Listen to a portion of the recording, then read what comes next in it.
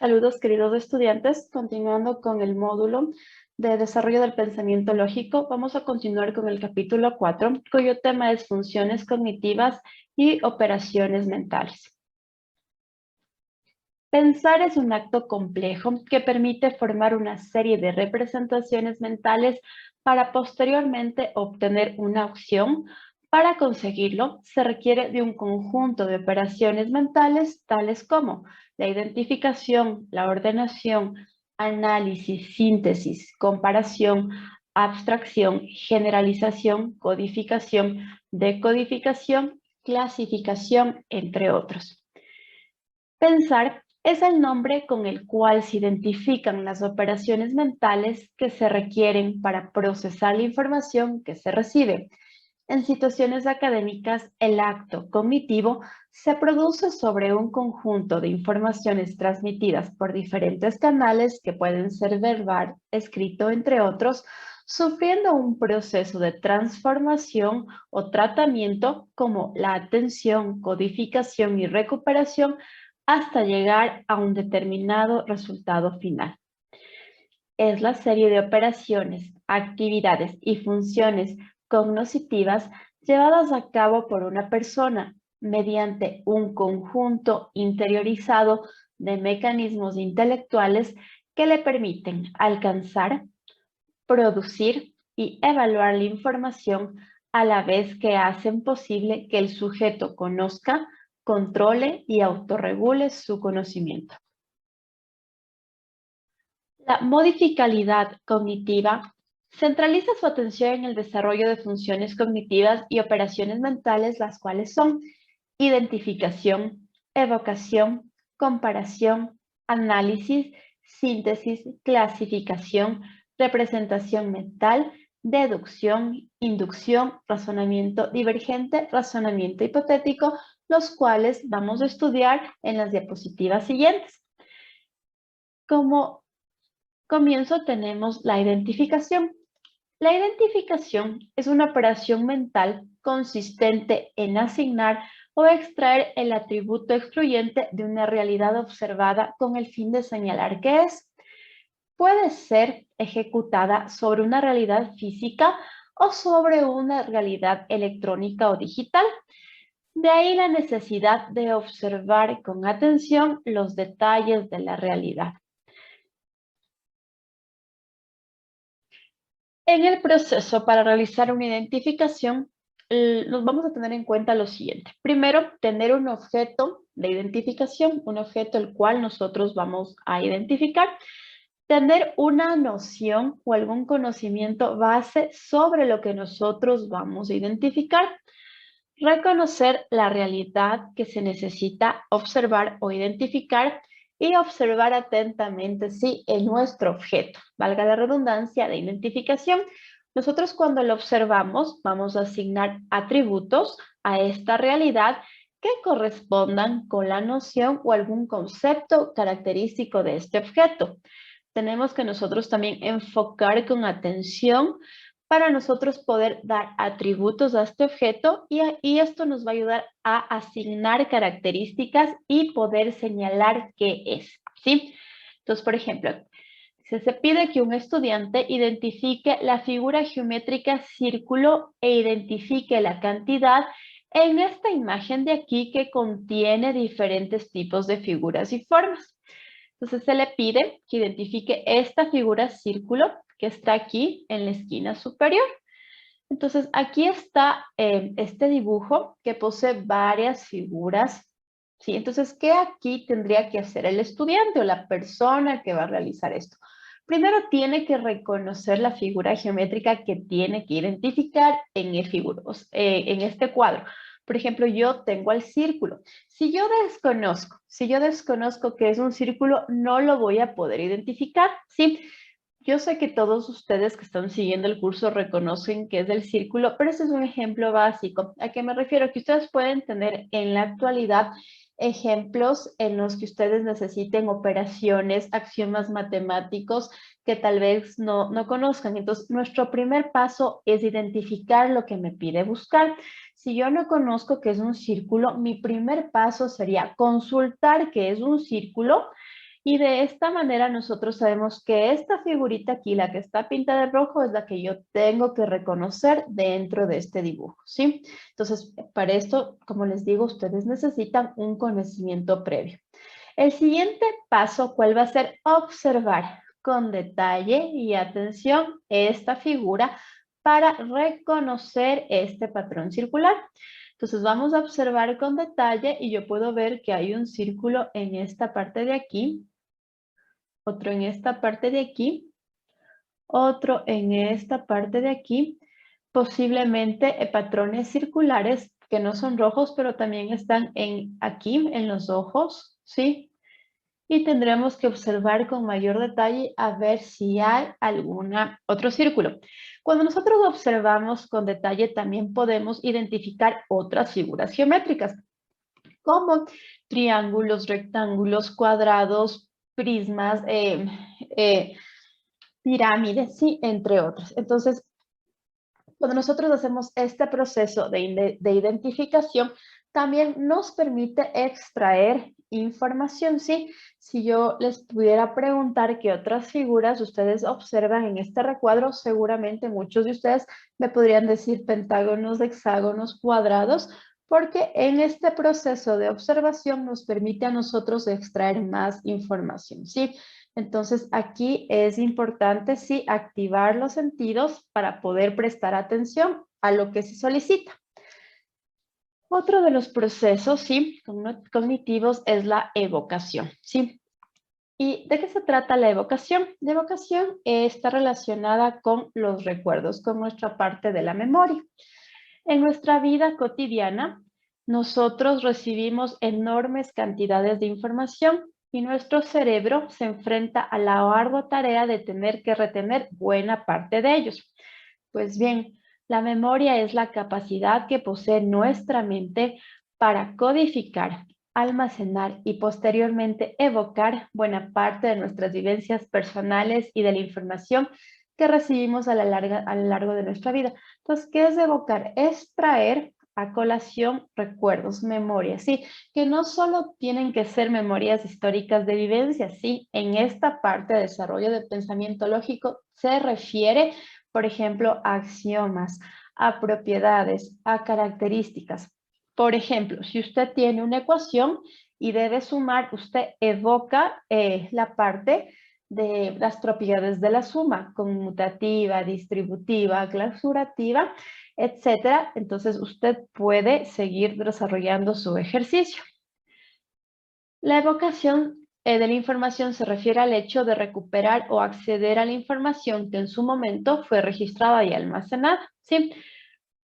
Por ejemplo, como les dije, en este método nosotros tenemos que integrar elementos, relaciones, propiedades que nosotros ya estudiamos en el pasado, traemos a colación para poder nosotros resolver de forma satisfactoria algún problema, ¿sí?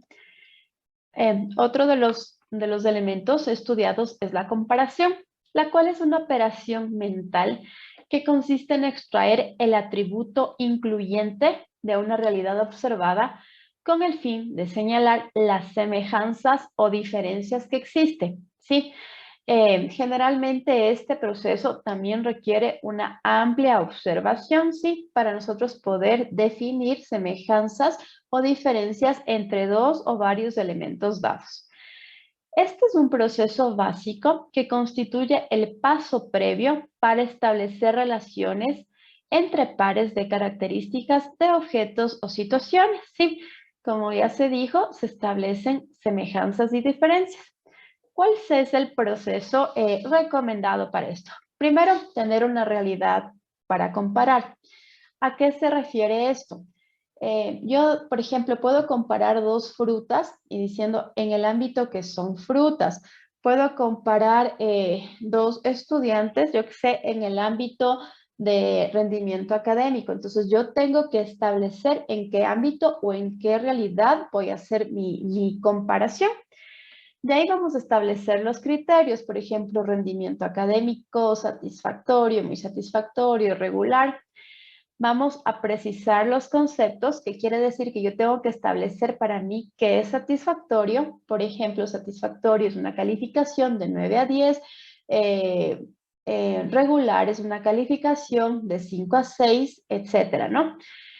Establecemos un propósito, un fin, ¿por qué quiero comparar? Sí, por ejemplo, si, como les digo, si es en estudiantes, queremos comparar tal vez para tener una muestra del desempeño estudiantil, identificamos semejanzas y diferencias y por último tenemos que obtener conclusiones, ¿sí?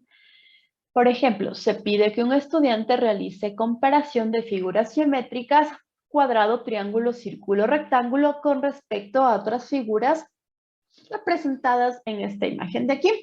Entonces, lo primero y fundamental es que nosotros siempre tenemos que saber lo que nos dicen, ¿sí? Esto es importante porque en el futuro, ¿sí?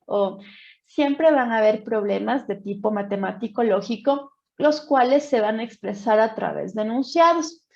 Es fundamental que al nosotros poder leer el enunciado entendamos qué es lo que se nos pide o qué es lo que se nos dice.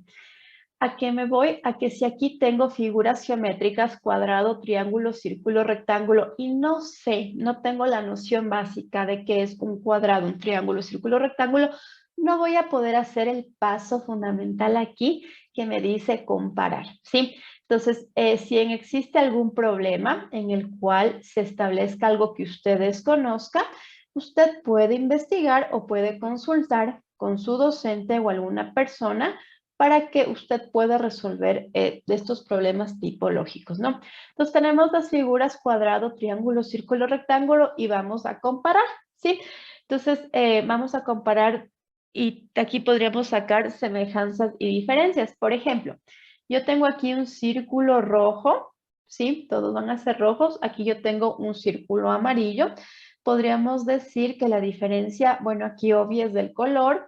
Podríamos también tener un patrón de medición y tomar una diferencia. Por ejemplo, aquí que el diámetro es 5 centímetros y aquí el diámetro 3 centímetros. Entonces ya también tenemos una diferencia en tamaño, ¿sí? Entonces, estas son las cosas comparativas que ustedes van a tener que hacer, no solo en el ámbito matemático, sino en muchos ámbitos que es a veces necesario tener dos objetos, comparar para nosotros poder tener una conclusión de algún estudio.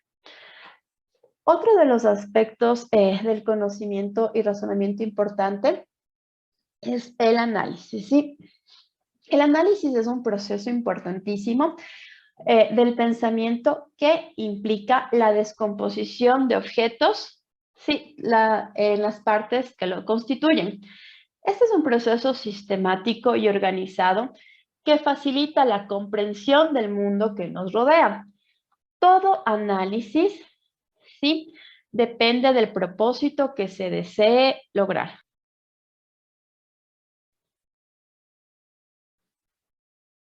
La capacidad de análisis del ser humano es uno de sus más grandes talentos, que le ha permitido distinguir y comparar muchas de las reglas que rigen el funcionamiento del universo, tanto a grande como a pequeña escala, incluso en ámbitos que no son posibles observar directamente, ¿sí? El análisis es una herramienta súper importante en todo lo que es, en todos los aspectos, ¿sí? No solo se aplica en una sola materia o en un solo campo, sino en todos los campos. Existen herramientas que a nosotros nos ayudan a analizar una situación o un problema. Por ejemplo, en el ámbito de la lectura, nos ayuda a señalar ideas más importantes o en cualquier ámbito destacar ideas más importantes. Este método de análisis es una buena también herramienta de estudio, ¿sí? Generalmente cuando tenemos que estudiar, sí, nosotros tenemos que analizar y destacar ideas más importantes, comparamos ideas o teorías, identificamos puntos de controversia, ¿sí? Podemos también identificar relaciones, buscamos palabras claves, señalar también distintos aspectos del tema que se han considerado, revisar datos, esquemas, figuras y conceptos. Y los datos, esquemas, figuras y conceptos es una buena forma de análisis ya que condensan información y nos permiten llegar o memorizar de manera más rápida, conceptualizar. Ejemplos. Tenemos, como les dije, en varios campos. Aquí yo he citado dos. Primero, un análisis químico que se lo realiza mediante instrumentos y técnicas especializadas, ¿sí? Donde nosotros podemos tener comprensión de la materia prima o en sus partículas elementales, ¿sí? Así como reacciones que se pueden dar. A nivel financiero, se puede llevar a cabo anualmente empresas y servicios de inversión con balances exhaustivos de bienes y dinero, deudas y activos para determinar el estado general de las finanzas de organización. Otro de los métodos, ¿sí? O de funciones cognitivas es la síntesis, ¿sí? Y la síntesis es lo contrario del análisis. Ahora aquí es una integración de las partes y sus propiedades y las relaciones de un conjunto para formar un todo significativo, ¿sí? Cualquier producto del ser humano es una síntesis. Todo conocimiento científico es la síntesis de muchos conocimientos anteriores. Todos estos conocimientos previamente han sido analizados para poder incorporarlos en un nuevo todo que constituye el nuevo elemento. Entonces, ¿qué es la síntesis? Tener las partes, ¿sí?, de la teoría del estudio y nosotros constituir en un todo. La síntesis generalmente tiene que ser nítida, tiene que ser precisa y tiene que ser flexible. También nosotros tenemos herramientas que permiten síntesis, las cuales generalmente son el resumen, son esquemas, cuadros comparativos, mapas conceptuales, fichas de resumen, mapas mentales, glosarios de términos, fórmulas científicas, cuadros sinópticos, ¿sí? Entonces aquí vamos a ver una síntesis. Un ejemplo dice, síntesis de la obra literaria que lleva por el nombre La nueva realidad de Pepe. El relato cuenta el momento en que la familia Rivero se desplaza a otra ciudad. Este hecho genera ciertos cambios en el comportamiento de su mascota dorada, su gatito Pepe, quien para ese entonces comenzó a realizar cosas que generalmente no hacía. La familia contrata a un especialista en conducta animal, esto como buscando solucionar el problema. Pues se le informa que deben realizar cambios en su vida diaria si desean ayudar a su gatito Pepe. Esto influirá en la relación familiar, pero de manera positiva. Entonces aquí tenemos un ejemplo de una síntesis en el ámbito literario, que es técnicamente un resumen, ¿sí? Pero nosotros también podemos hacer síntesis en todos los aspectos, ¿sí? Nosotros generalmente tenemos partes y las unimos para constituir teorías, ciencias o datos o resolución de problemas. Las capacidades de análisis de síntesis se desarrollan a través de la lectura, la investigación, discusiones grupales, evaluaciones de procesos, prácticas de laboratorio, casos y problemas, entre otras actividades. El proceso de análisis-síntesis pasa a formar parte de nuestra vida cotidiana y también del método científico y va a ser determinante en la toma de decisiones e interpretación de situaciones, información e investigaciones. Continuando, ahora vamos a estudiar lo que es la clasificación. La clasificación es el acto mental que permite a partir de categorías reunir grupos de elementos de acuerdo a atributos definitorios tales como diferenciación, identificación, comparación. La clasificación permite realizar dos tipos de operaciones. La primera, que consiste en agrupación por categorías denominadas clases, y la segunda es establecer categorías conceptuales. Aquí hay una recomendación de un proceso para clasificación. Primero es establecer los objetivos de la clasificación. ¿Sí? Usted puede clasificar según cualquier ámbito, según su propósito. Segundo, identificamos semejanzas y diferencias porque esto va a permitirnos a nosotros la agrupación.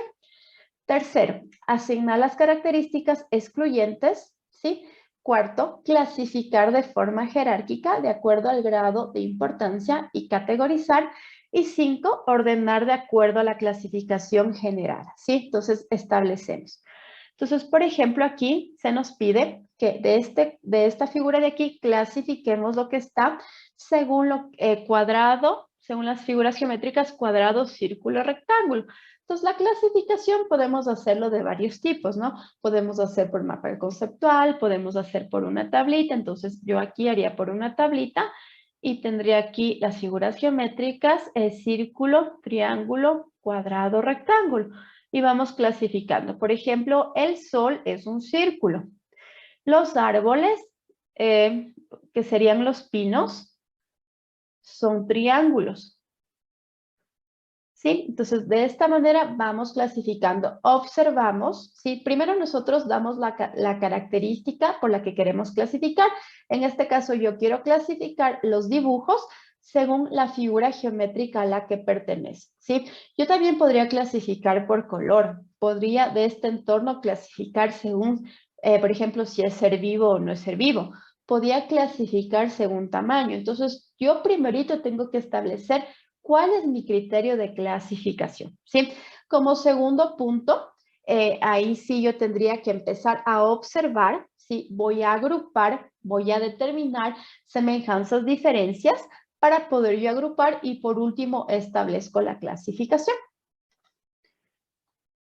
Representación mental. Sí. Es la manera en que la mente humana representa tanto externa a su cuerpo, por ejemplo, en su cabecita usted puede representar, si yo le digo gato, usted y en su cabeza se imagina un gato, si le digo casa, se imagina la casa, ¿sí? Entonces, así como cosas abstractas, si yo, por ejemplo, le hablo de un sentimiento, posiblemente usted en su cabecita se imagine una escena. Si yo le hablo de tristeza, usted muy posiblemente en su cabecita se imagine a una persona triste o puede imaginarse un ambiente de lluvia que le evoque usted tristeza, ¿sí? Esta representación mental no se puede medir, ¿sí? Porque vive en nuestra mente. Solo puede inferirse si usted lo describe, por eso dice, solo puede inferirse por descripción verbal o escrita mediante palabras. Es lo que usted observa, lo que usted imagina, lo puede compartir mediante escritura o mediante el habla, ¿sí? Para que los demás puedan. Entonces, ¿cuáles son los ejemplos? Los símbolos, ¿sí? Por ejemplo, si hablamos de señales de tránsito y yo le digo la señal de pare, usted en su cabecita sabe cuál es la señal. Y los símbolos se conciben al comienzo de la vida, ¿sí? Por ejemplo, los niños cuando están aprendiendo, primer paso es por símbolos, ¿sí? También las imágenes, ¿sí? Si yo como le digo, si yo le digo carro rojo, no es necesario que usted esté viendo al lado suyo un carro rojo, pero en su cabecita ya tiene la idea de que es un carro rojo, ¿sí? Es otra de las formas en las que nosotros tenemos una función cognitiva. Tenemos también la deducción. La deducción es un tipo de razonamiento en la que la argumentación contiene una más premisas y al menos una conclusión. Las premisas son proposiciones o declaraciones que sirven como razones en una argumentación. Este es un método, ¿sí? Que es una forma de razonamiento lógico utilizada en el mundo científico para comprobar la veracidad de ciertos datos. Por ejemplo, tenemos una premisa o una proposición que dice, si las manzanas son frutas, entonces son comestibles. Sí, esta premisa es un hecho. El segundo, premisa 2, las manzanas son frutas, también es un hecho. ¿Cuál es nuestra conclusión? Que las manzanas son comestibles. ¿Sí? ¿Por qué? En la premisa 1 se establece la verdadera, ¿no? Las manzanas son frutas. La premisa 2, las manzanas entonces son comestibles. La premisa 2 también es verdadera, las manzanas son frutas. Y la tercera, sí, se deduce, ¿no? Aquí hay una condición, se deduce. Entonces, estas premisas son hechos y nosotros, esta conclusión es nuestra. Esta es la deducción que nosotros hacemos, ¿sí? Ahora tenemos la operación contraria, que es la inducción. La inducción es una forma de razonamiento que considera hechos específicos para sacar conclusiones generales. Es lo contrario de la deducción. La deducción nosotros teníamos hechos generales para sacar específicos y en la inducción nosotros tenemos hechos específicos para sacar generales. Es decir, nosotros vamos de partes al todo y en la inducción vamos del todo y sacamos partes, ¿sí? Es un tipo de razonamiento que estudia lo particular para llegar a lo general, ¿sí? Para este método se observan y recolectan datos de una serie de fenómenos de las mismas naturalezas, a fin de encontrar un principio común entre ellos, ¿sí? Y aquí tenemos algunos ejemplos, ¿sí? Premisa 1. Laura vive lejos del trabajo y llega tarde. Premisa 2.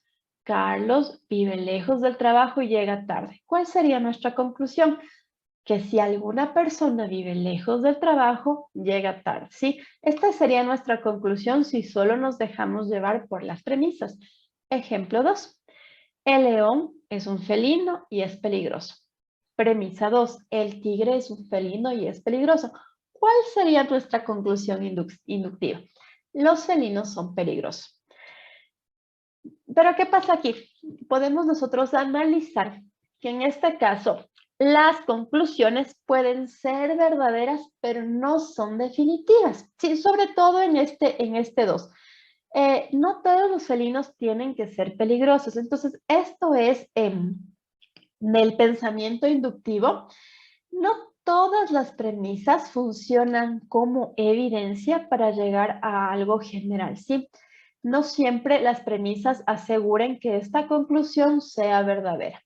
Sin embargo, el pensamiento crítico nos ayuda a ser, el pensamiento inductivo, perdón, nos ayuda a ser más críticos para entender la realidad y romper el sesgo cognitivo, ¿sí? Razonamiento divergente. El pensamiento divergente o lateral es aquel que busca resolver o solucionar un problema a través de propuestas creativas, diferentes y no convencionales. Este incentiva la creatividad y el ingenio, por tanto, complementa el pensamiento lógico o lineal que se aplica en las tareas diarias y puede resultar un poco mecánico. Transforma dificultades en oportunidades para resolver ciertos problemas de manera creativa, es decir, rompe paradigmas y genera nuevas soluciones. Nosotros para esto, sí, para lograr un pensamiento divergente, primero tenemos que tener fluidez, que faculta tener gran cantidad de ideas. Segundo, flexibilidad, que significa crear respuestas dispares a distintas propuestas. Tercero, originalidad, que es producir ideas poco comunes. Y cuarto, elaboración, que es para desarrollar y mejorar las ideas, ¿sí? Por ejemplo, pensar, ¿sí? Usar un ladrillo como pisapapeles es un pensamiento divergente, ya que nosotros, digamos, estamos acostumbrados a que el ladrillo es un material de construcción y lo vamos a utilizar para otra cosa distinta. Por ejemplo, si se les pidiera calcular el vidrio necesario para el marco de una ventana, tal vez muchos de ustedes lo haría a través de la fórmula de perímetro o de área. Pero otra manera en el ámbito matemático es usar el método de Pitágoras. Entonces es importante en el ámbito matemático porque generalmente no hay un camino para una solución. Sí, nosotros tenemos varios caminos, varios mecanismos, varias propiedades, axiomas que nos van a permitir llegar a la solución. Entonces hay la libertad realmente de que usted pueda escoger cualquier camino y usted, digamos, no tenga un pensamiento mecánico que no favorece al proceso educativo, sino tenga un proceso en el que usted puede implementar todos sus conocimientos para llegar a una conclusión, ¿sí?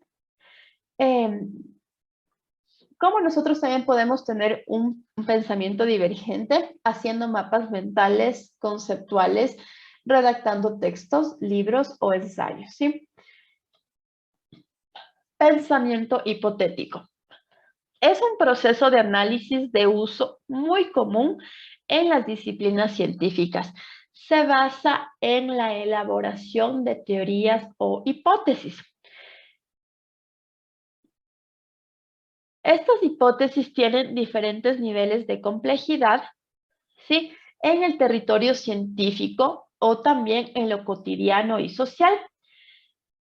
Ejemplos. Si nos vamos a vivir a Buenos Aires, entonces viviremos en Argentina. Sí, para que me entiendan mejor qué es una hipótesis, ¿no? Si no estudias para el examen, seguramente reprobarás la materia. Entonces, una hipótesis se basa, digamos, en este hecho, que si no estudias, y yo, digamos, predigo algo. Si no estudias, seguramente reprobarás. Pero la hipótesis no siempre es cierta. Porque, por ejemplo, puede ser que si alguien no estudie, no repruebe porque puso mucha atención en clases y sabía la materia, ¿no? Otra, si tienes fiebre, probablemente esté enfermo. Pues esta puede ser real, ¿no? Porque si una persona tiene fiebre, lo más seguro es que esté enfermo, pero son hipótesis y estos pensamientos hipotéticos tienen la característica de que deben ser demostrados para ver que esto de aquí es real. Por ejemplo, si vuelve a llover, la cosecha será un éxito. Eso es una hipótesis porque también puede ser el caso de que si vuelva a llover, se inunde y la cosecha ya no sea un éxito.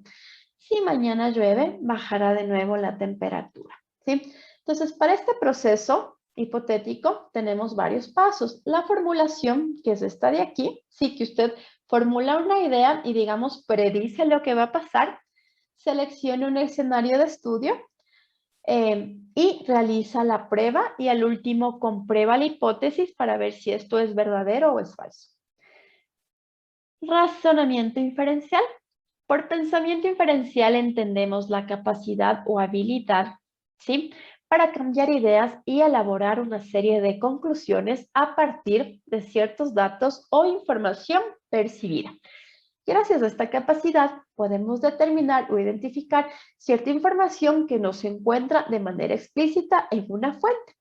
Por ejemplo, todos los planetas conocidos son redondos y la Tierra es un planeta, de modo que la Tierra seguramente sería redonda.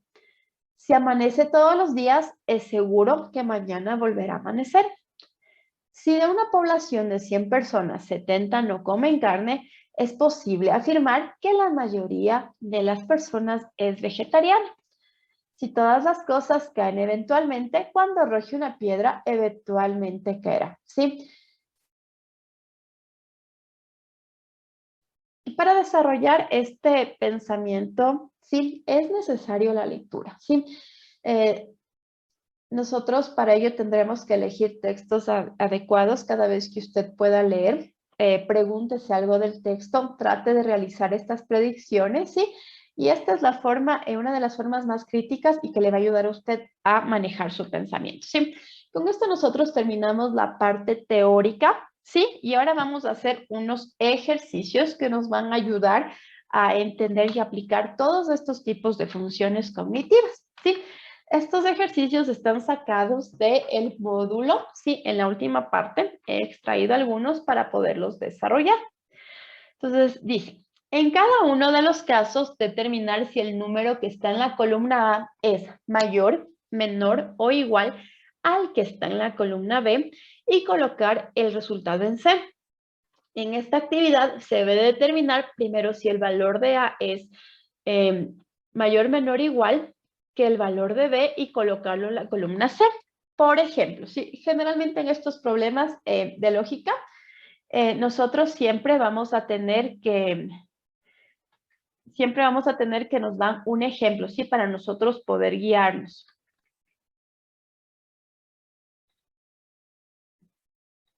Ya.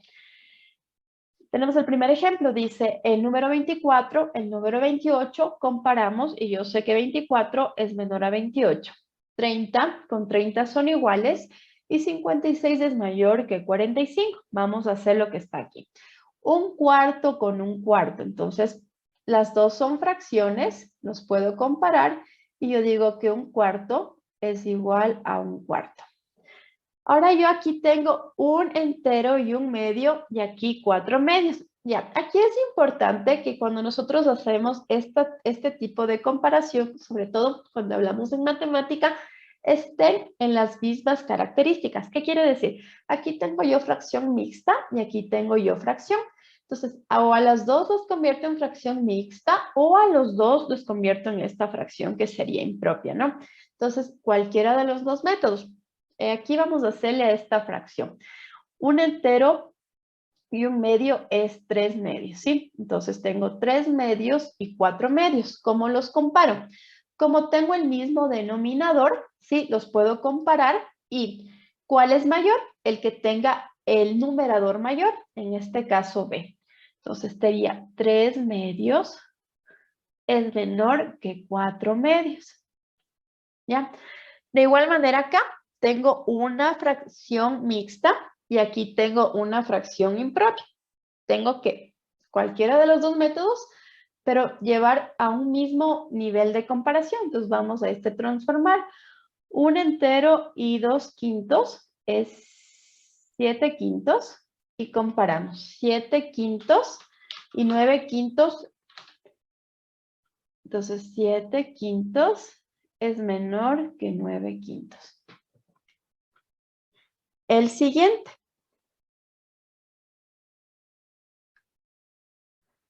Un medio y 50%, ¿ya? Aquí de igual, tengo que llevar todo a, digamos, a la misma escala. Aquí tengo fracción, aquí tengo porcentaje. Puedo yo trabajar los dos en fracción, los dos en decimal o los dos en porcentaje. Aquí tal vez se me va a hacer a mí más fácil transformar los dos a decimal. ¿Cómo transformo una fracción en decimal? Simplemente dividiendo. 1 dividido para 2 es 0.5. ¿Y cómo transformo el porcentaje a decimal? Divido el porcentaje para 100. 50 dividido para 100 es 0,5. Entonces, ¿qué puedo concluir ahora sí? Que un medio es igual al 50%. ¿Sí? Pero así digamos que a priori tal vez no lo podía hacer. Para lograrlo tuve que los dos llevarlos a la misma escala de dimensión, entonces en este caso a decimal. Aquí tengo 0,4, 0,25. 0,4 va a ser mayor que 0,25 porque están los dos son decimales. Vamos con el siguiente. 190 dividido para 20 novenos. Igual vamos a transformarlos a decimal. ¿Cómo transformamos el porcentaje? Dividimos para 100. 190 dividido para 100 es 1.9.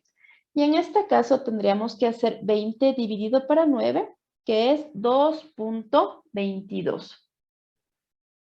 ¿Sí? Por lo tanto, 190 es menor que 20 novenos. Vamos con la siguiente fila, 1.52 y 76 cincuentavos. ¿Qué es más fácil aquí? Transformar la fracción a decimal, ¿sí? Entonces dividimos 76 dividido para 50 y me da 1.52. Y es más fácil transformar la fracción a decimal que el decimal a fracción. Y aquí en matemáticas también queremos ser más eficientes, resolverlo de la mejor manera, pero de la forma rápida. Y aquí estaría bien, ¿no? Si usted hace lo contrario, porque como le dije anteriormente, hay varios caminos que nos llevan al mismo resultado. Entonces aquí los dos son iguales. Aquí igual tenemos decimal fracción. Procedemos a transformar la fracción a decimal. 145 dividido para 25 es 5.8 y comparamos 5,8 con 5.96. Entonces 5.8 es menor a 5.96. Seguimos. 2.32, 2.72, 2.32 es menor a 2.72. Y por último, 0.8 y 3 quintos. Este 3 quintos lo llevamos a decimal, que es 0.6. Y decimos 0.8 es mayor a 0.6. ¿Sí? De esta manera concluimos el primer ejemplo, que es que me parece la actividad 1. La segunda. Esta actividad se trata de un grupo de números que se deben sumar de tal modo que en cada esquina tenga el mismo resultado, como se puede observar. Entonces, aquí si sumamos, por ejemplo, 3 más 5, 8 más 1, 9. En este caso también 3 más 4, 7 más 2, 9. Y en este caso 1 más 6, 7 más 2, 9. Me suma en cada esquina 9 y yo puedo ver que no se repiten los números. Entonces, aquí, ¿qué es lo que le pide? Que organice los números del 1 al 6 de tal forma que en cada esquina yo tenga el número 10, ¿sí? Entonces, en estos ejercicios quiero que quede claro que no es que al primer intento nos va a salir. Puede que si tenemos suerte nos salga el primer intento y puede que necesitemos 2 o 3 intentos. Aquí funciona muy bien hacer prueba y error, ¿sí? Entonces, ¿qué es lo que vamos a hacer? Nosotros tenemos los números del 1 al 6, ¿sí? Y los vamos a poner aquí al ladito para saber cuáles son los números que ya utilizamos y que nosotros ya no los podemos repetir. En este ejemplo voy a hacer yo el triángulo de aquí y usted, por favor, para que usted complete los otros triángulos de su guía que le van a ayudar para la evaluación. Entonces nosotros podemos poner el número 1 en cualquier esquina, ¿sí? Y podemos ir nosotros aquí, empezar a poner números. Por ejemplo, 1 más 5, 6, y para que complete 10 tendría el 4 aquí, ¿sí? 1 más 5 más 4, 10.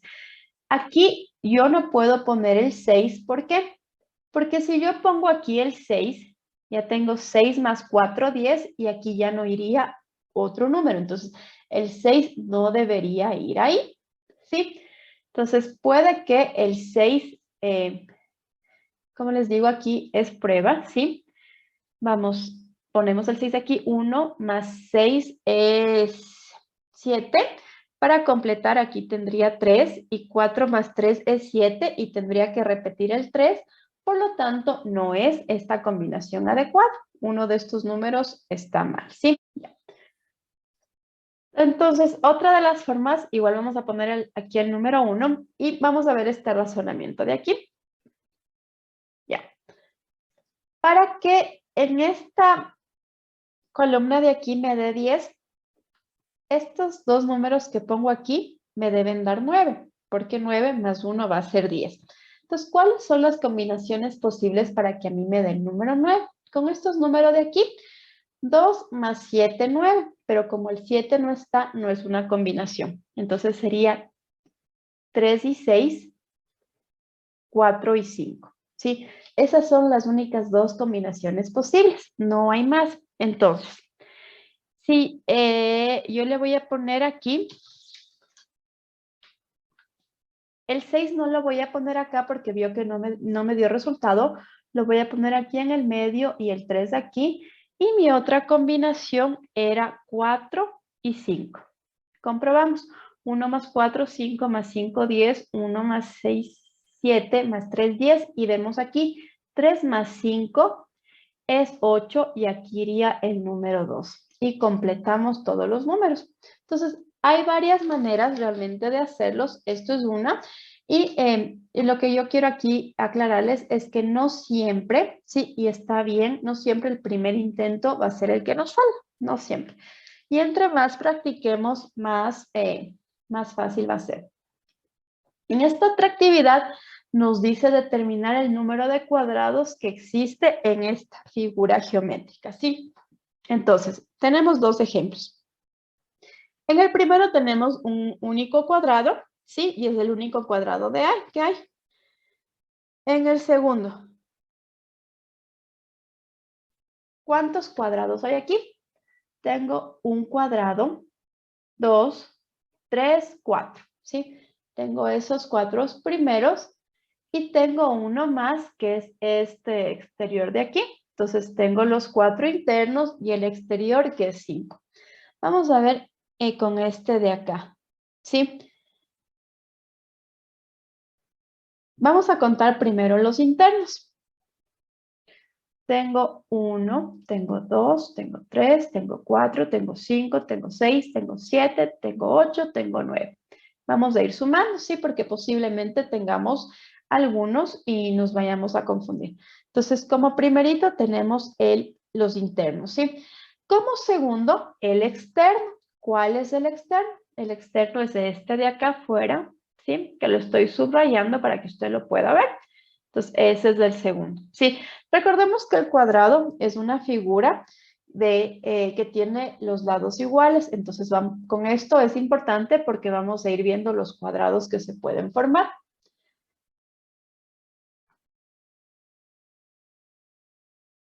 Ya, tenemos un cuadrado aquí, ¿sí? 1,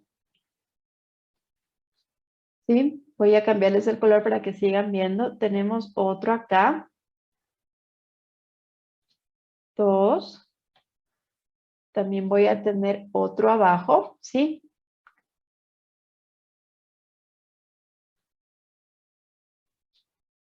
Y voy a tener otro acá, que digamos que son los cuadrados de las esquinas, ¿sí? ¿Ya? Entonces tenemos los cuadrados internos, los cuadrados de las esquinas y el cuadrado externo, ¿sí? ¿Qué más? ¿Qué otro cuadrado tengo? Tengo el cuadrado, ¿cuál más tenemos? Ya lo hicimos.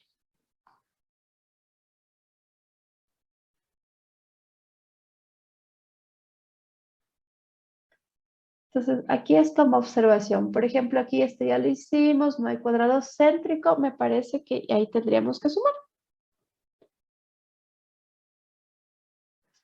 9 más 1, 10, 11, 12, 13, 14.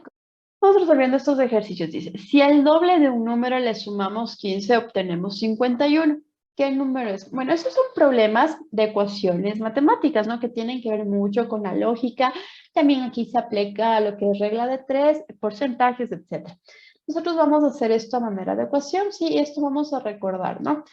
Si el doble de un número le sumamos 15, obtenemos 51. En primero no sé cuál es ese número, ¿sí? Entonces vamos nosotros a definir nuestras incógnitas. El número, no sé cuál es y lo voy a identificar como X, ¿sí? Generalmente en ecuaciones es muy común que la X sea nuestra variable. Y el doble de ese número, no lo sé, ¿sí? Pero ¿a qué va a ser el doble? A 2 veces X. Por ejemplo, si X vale 2, ¿cuál va a ser su doble? 4. Comparemos 2 por X, 2 por 2, 4. Si un número es 3, ¿cuál sería su doble? 2 por 3, en este caso es 6. Entonces, puedo ver que esta nomenclatura cumple. Y es importante que la nomenclatura cumple porque si yo la escribo errada, va a estar mal la solución, sí va a estar mal la resolución. ¿Ya? Entonces continuamos, dice. Si al doble del número, el doble del número es 2x, le sumamos, si ponemos el signo de suma, porque aquí me dice le sumamos 15, obtenemos, para mí significa igual, ¿sí? Obtenemos 51, ¿sí? Entonces aquí yo tengo una ecuación lineal. ¿Y qué tengo que hacer? La resuelvo, ¿sí? Voy a poner la variable a un lado de la ecuación y los números a la otra parte. Este 15 que está aquí pasa al otro lado, ¿sí? Con el signo contrario. O lo que está sumando pasa al otro lado restando. Ahora sí, 51 menos 15. 51 menos 15 es igual a 36. 2x es igual a 36, pero yo no quiero saber el valor de 2x, quiero saber el valor de la x solita, ¿ya? Entonces, este número 2 que está multiplicando va a pasar al otro lado dividiendo. Tengo 36 medios y 36 dividido para 2 es 18. Por lo tanto, la respuesta de este problema es que ese número es igual a 18. Podemos comparar, por supuesto, ¿sí? ¿Cómo sería la comparación? aquí. El doble de este número quiere decir 36. Si le sumo 15, me tendría que dar 51 y comparamos. 36 más 15, en efecto es 51, entonces esta ecuación está resuelta de manera satisfactoria. Continuamos con otro ejercicio. ¿Sí? En una ferretería se venden tornillos en cajas de 3 tamaños. Entonces, vamos a empezar a todo este problema a nosotros analizar. Vamos a extraer las partes. Entonces tenemos los siguientes tamaños. Tenemos el pequeño, mediano y tenemos el grande. ¿Sí? Vamos a empezar a nosotros sintetizar todo este enunciado, hacerlo pequeñito y extraer lo importante, ¿sí? La caja grande contiene el doble de la mediana y la mediana contiene 25 más que la pequeña. Entonces, aquí, en esto que estoy encerrando en corchetes, está lo importante, ¿sí? Vamos a ver cómo nosotros poner. La caja grande está en función de la mediana. ¿Por qué? Porque me dice que la grande tiene el doble de la mediana. Pero a su vez, la mediana está en función de la pequeña, porque me dice que la mediana tiene 25 tornillos más que la pequeña. Entonces, ¿a cuál llamo X? A la, digamos, donde está la flecha, aquí. Yo puedo hacer lo contrario, sí, pero de esta forma es un poco más fácil. Yo puedo poner que la grande sea X, pero tendría que ser operaciones inversas que tal vez le confundan. Entonces, ¿cuál es el proceso aquí? Vamos a ver en función de qué están estas variables. Me dice la grande está en función de la mediana porque la grande contiene el doble de la mediana y a su vez me dice que la mediana está en función de la pequeña. Entonces, digamos que cuál es la que no está en función de nadie y de la que todos dependen de la pequeña y por eso a la pequeña la voy a llamar X. ¿Puedo utilizar otra letra del alfabeto? Sí, sí la pueden utilizar, pero les repito que lo más común sí es la X. Ahora sí, vamos a ir, digamos, de atrás para adelante. ¿Qué me decía? Que la mediana sí contiene 25 más. Sí, el más es el signo de suma más 25, ¿sí? Y la grande contiene el doble de la mediana. ¿Qué es mediana? Mediana es X más 25. ¿Cómo yo represento el doble? El doble yo lo represento a todo esto por 2, ¿sí? Porque es el doble ¿qué? De la mediana, ¿sí? ¿Y la mediana qué es? La mediana es todo esto de aquí. Entonces dice que esta persona ha comprado una caja de cada una y todos estos, y al final él tiene 375 tornillos. O sea, esto más de esto más de esto es 375 y lo vamos a escribir en forma de ecuación, ¿sí? La caja pequeña más la caja mediana, que la voy a escribir un poquito espaciado, más la caja grande, es igual a 375, ¿ya? Esta es una ecuación lineal, ¿sí? Y como toda ecuación lineal, lo necesito resolver. ¿Qué es lo primero que yo resuelvo en una ecuación lineal? Los paréntesis, ¿sí? Si tengo paréntesis o corchetes, es lo primero que debo resolver. Aquí yo tengo un paréntesis y yo tengo que resolver, ¿sí? X más 25 y aplico la propiedad distributiva. 2 por X sería 2X más 2 por 25 que es 50 y esto va a ser igual a 375. Ahora sí empiezo a agrupar los semejantes. ¿Qué son los semejantes? Los semejantes primero van a ser las variables, que es X, y los números o los que no tienen las variables son otros semejantes. Sumo. X más 2X va a ser igual a 4X. 25 más 50 es 75 y esto va a ser igual a 375. Ahora sí, esta parte numérica la voy a pasar al otro lado para tener en un lado de la ecuación solo la variable y en otro lado la parte numérica. Tendría 4x va a ser igual a 375 menos 75. 4x va a ser igual, 375 menos 75 es 300, ¿sí? Ahora, este 4 que está multiplicando, sí, lo voy a pasar al otro lado para dividir.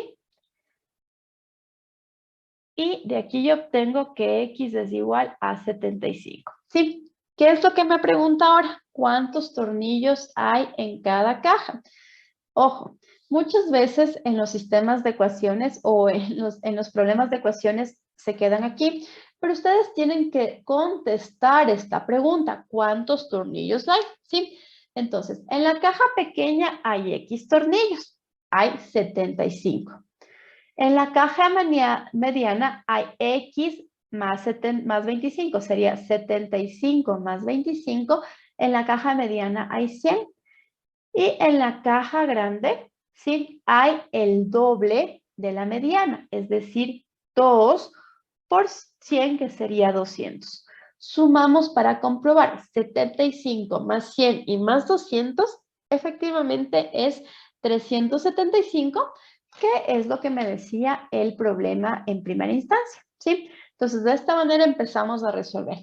¿Qué es lo importante? Sí, que nosotros entendamos lo que nos dice el problema y transformemos esto que está en palabras al lenguaje matemático para expresar en una ecuación y poder resolver, ¿sí? Ahora, vamos a hacer el siguiente ejercicio. 3 personas se reparten 3.000 euros, ¿sí? Entonces tenemos persona 1, tenemos primera persona, segunda persona y tenemos tercera persona. Dice, una recibe 65 más que la otra y esta 200 más que la tercera. Entonces,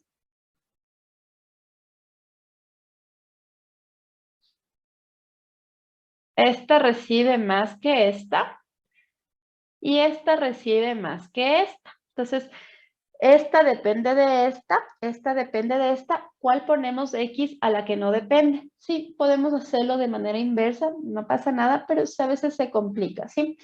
Entonces, la segunda recibe 200 más que la tercera, es decir, X más 200, y la primera recibe 65 más que la segunda.